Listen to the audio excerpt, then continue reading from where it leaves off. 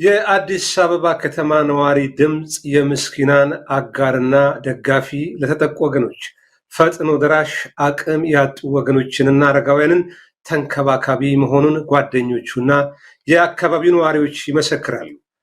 አቶ ደረጀ ይበይን ከዱባይ ሲመለስ ታኅሳስ 30 ቀን 2018 ዓ.ም በመንግስት የጸጥታ ኃይሎች ተይዞ በእስር እየተሰቃየ እንደሆነ ለደረጀ ቅርብ የሆኑ ሰዎች ለኤምኤስ ተናግረዋል።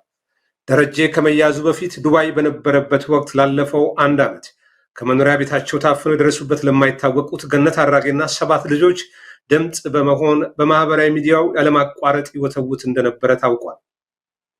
በጠቅላይ ሚኒስትሩና በሚመሩት ፓርቲያቸው ላይም የሰላ ትችት ይሰነዝር እንደነበረ የመረጃ ምንጮቹ ለኤምኤስ ገልጸዋል።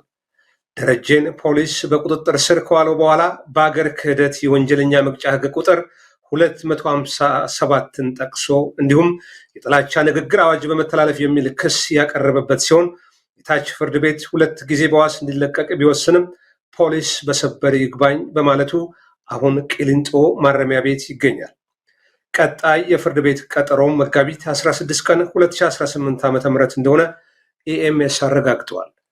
የደረጀ ወዳጆችና ቤተሰቦች እባካችሁ ድምፅ ሁኑ ሲሉ ለኤምኤስ ጥሪ አቅርበዋል።